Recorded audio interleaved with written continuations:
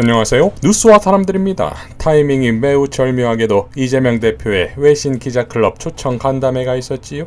할당된 시간을 훨씬 남겨가며 기자들의 질문이 이어졌지요.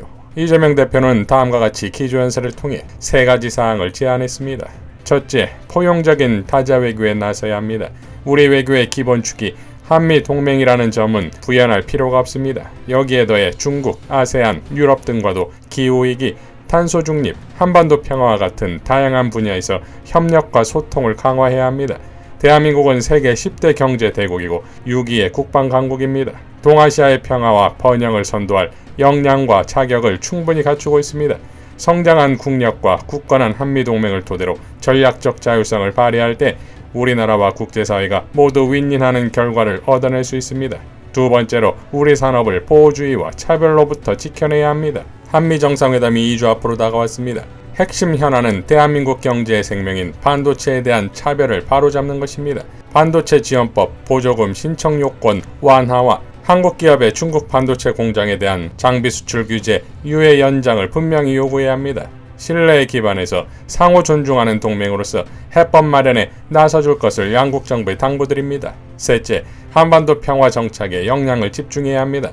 싸워서 이기는 것보다 싸우지 않고 이기는 것이 더 낫고 싸우지 않고 이기는 것보다는 싸울 필요가 없는 상태, 즉 평화를 만들어내는 것이 최선의 전략입니다. 평화를 위해 강력한 국방력과 안보태세를 갖추는 것은 필수입니다. 이와 함께 긴장 완화를 위한 노력 또한 반드시 필요합니다. 올해는 한미동맹 70주년이자 정전협정 체결 70주년이 되는 해입니다. 한미동맹도 진영대결 동맹을 넘어서서 평화선도 동맹으로 업그레이드 되어야 합니다. 최근 미국 조야에서 대북 대화 트랙 복원 요구가 제기되고 있습니다. 한반도 평화를 위한 진정성 있는 해법 모색에 양국 모두 조속하게 나서야 합니다. 특히 한반도 비핵화 원칙은 반드시 지켜져야 한다는 점을 강조합니다. 한일 관계 개선은 동북아 안정을 위해 반드시 필요한 일입니다. 그렇다고 일본 전쟁 범죄 피해자의 권리를 박탈해서는 안 됩니다. 인류의 보편적 정의와 양심에 어긋나는 강제동원 제3자 변제 방안은 철회되는 것이 바람직합니다. 후쿠시마 오염수 해양 투기 문제에 대해서도 일본의 책임 있는 조치가 선행될 필요가 있습니다.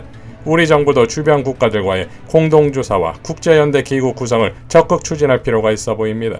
외신기자클럽 회원 여러분, 민주당은 국회 제1당으로서 국익 중심의 유능한 실용외교의 원칙 아래 포용적 타자외교, 공정한 자유무역, 한반도 평화라는 3대 가치를 확고하게 지켜나갈 것입니다.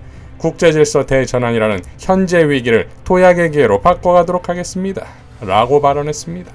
자, 그야말로 지금의 경정권이 저지르고 있는 일본과 미국에 대한 굴욕, 굴종 외교에 대한 일갈이자 맞짱이 아니겠습니까? 이런 이 외신 기자들의 질문 역시 야당 대표가 아닌 마치 대한민국 대표에게 할 질문들이었지요.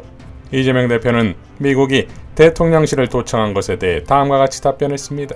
사실이 아니고 문서 위조의 결과이기를 바랍니다만, 그러나 객관적 상황들을 보면 실제로 도청이 이루어졌을 가능성을 배제하기 어렵습니다. 우리 민주당 입장에서도 이 도청의 실체 여부, 그 다음에 실상에 대해서 사실조사를 국회 차원에서 최대한 해내고, 또 이게 사실이라면 재발 방지와 또 미국 정부의 사과, 그리고 우리 정부의 도청 방지를 위한 노력이 있어야 된다는 점을 촉구하고자 합니다. 북핵 문제와 남한의 핵무장에 대해서는 다음과 같이 발언했지요.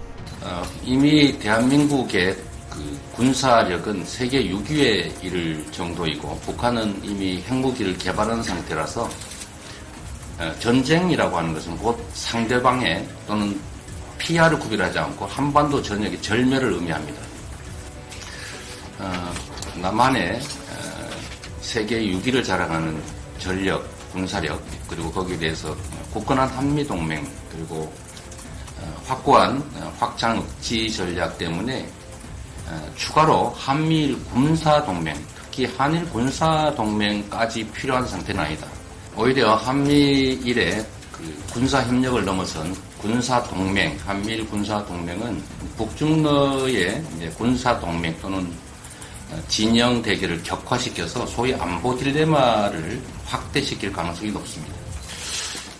자체 핵개발 또는 핵무장 문제는 일단 현실성이 없고 또 실효성이 없다는 점을 지적하고자 합니다.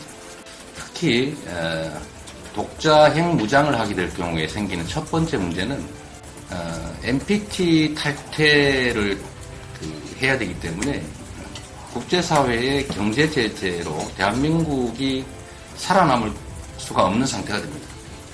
북한처럼 되겠죠. 두 번째는 이게 동아시아의 핵무장 도미노를 불러오게 될 겁니다. 이게 세 번째 문제와 관련이 있는데 미국의 입장은 한반도의 비핵화이고 또 우리가 핵무장을 하게 된다는 것은 곧 한미 동맹을 훼손하는 결과에 이르기 때문에 미국의 동의를 결코 받을 수가 없을 것이다 라는 점입니다. 그리고 한반도의 핵 개발이 이루어질 경우 우리 측의 핵 개발이 이루어질 경우에는 더 이상 북측의 비핵화를 요구할 수 없는 상태가 됩니다. 실효성도 없고 또 필요성도 없고 실현 가능성도 없는 핵무장 또는 자체 핵 개발 주장은 저는 안보 포퓰리즘에 가깝다라고 생각합니다. 미국이 명시적으로 반대하고 있는 핵 공유 역시도 마찬가지라는 판단이 됩니다. 한일 관계에 대해서는 다음과 같이 발언했습니다. 말씀드린 것처럼 한일 관계 개선은 반드시 필요하고 또 미래지향적이어야 합니다. 외교의 가장 기본은 균형이라고 생각합니다. 어느 한쪽도 손해봤다는 생각도 어느 한쪽도 과도하게 이익을 봤다고 생각되지 않아야 합니다.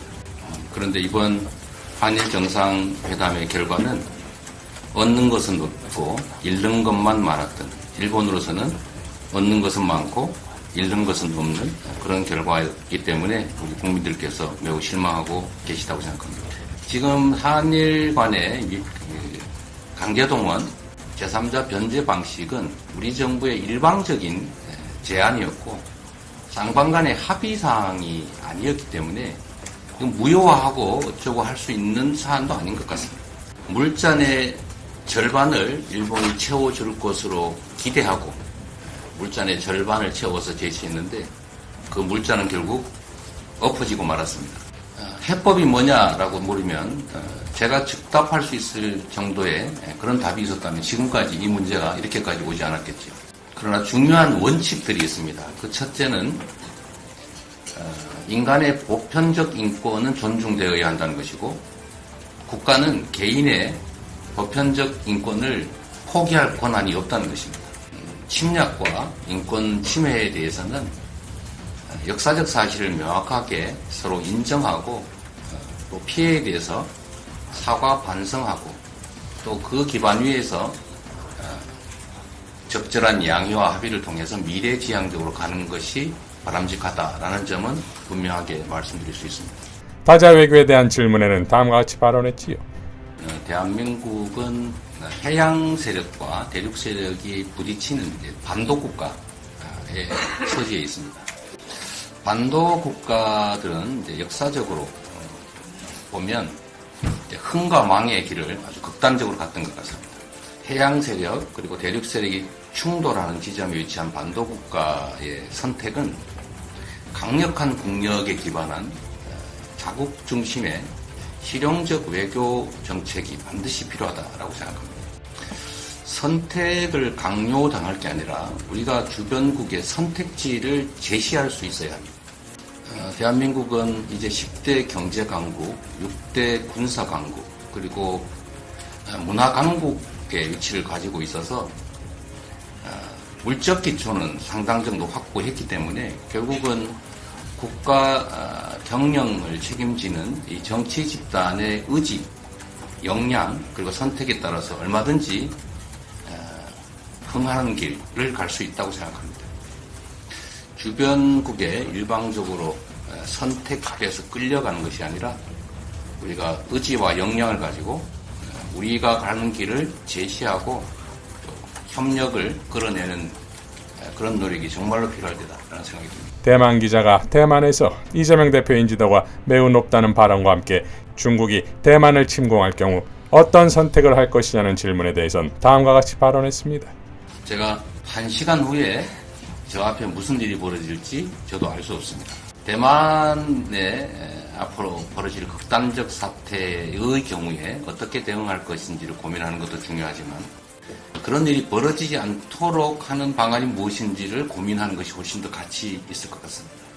대만 해협을 중심으로 한 현상은 무력에 의해서 변경되지 않는 것이 바람직하다라고 하는 것에 동의한다고 말씀드렸습니다. 그렇게 되지 않도록 국제사회가 함께 노력하는 게 더 중요한 일일 것 같습니다. 대통령실이 미국 정보기관의 도청과 관련해 왜곡 세력이 있고 국민저항을 받을 것이라고 했는데 그 세력이 민주당이라고 생각하느냐는 질문에는 다음과 같이 발언했지요. 설마 그렇지 않을 것이다 라고 생각합니다. 최초 보도한 미국 언론을 그렇게 한 게 아닌가 하는 생각이 얼핏 듭니다. 그러면 그 US source, 뉴욕 타임스 계시니까 한번 직접 한번 질문을 받아보겠습니다. 이에 뉴욕타임즈 기자는 빵 터지게도 윤석열 정부의 언론 자유에 대해 질문해버리는 환상 콜라보를 선보입니다. 이에 이재명 대표는 다음과 같이 발언했지요. 언론 자유는 자유민주주의 체제 유지에 가장 핵심적인 요소라고 할 수 있습니다. 무책임한 가짜 뉴스들이 끼치는 해악도 매우 중요하지만 언론에 대한 자유로운 취재, 보도, 표현을 억압하는 것은 그보다 더 큰 문제일 수 있습니다. 지금 현재의 언론 자유 정도가 어떠한지 또는 정부의 언론 자유 보장이 어느 정도인지는 제가 굳이 말씀드리지 않더라도 여러분께서 잘 알고 계실 것이고 또 국제기관들의 평가에서도 객관적으로 드러나고 있습니다.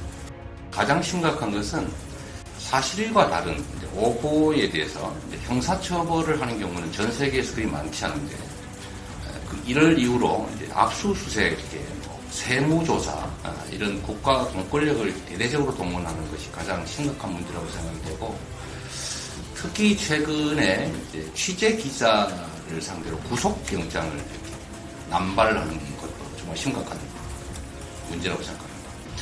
저의 언론에 대한 입장을 말씀드린다면 의견은 자유롭게, 팩트는 분명하게 만 지켜진다면 저는 아무 문제가 없다고 생각합니다. 자, 3시간 넘게 진행된 기자회견의 질문이 어찌 한 나라의 야당 대표에게 할 질문이었겠습니까? 글로벌 호구의 상징이 되어버린 대한민국이지만 아직 이재명을 보유하고 있다는 선언이자 증명이 아니었겠습니까? 즉 대한민국의 희망이자 자존심이다 이겁니다. 이재명 대표의 기자회견이라 쓰고 대한민국 대통령의 기자회견이라 읽습니다. 이상 뉴스와 사람들이었습니다. 시청해주셔서 감사드립니다.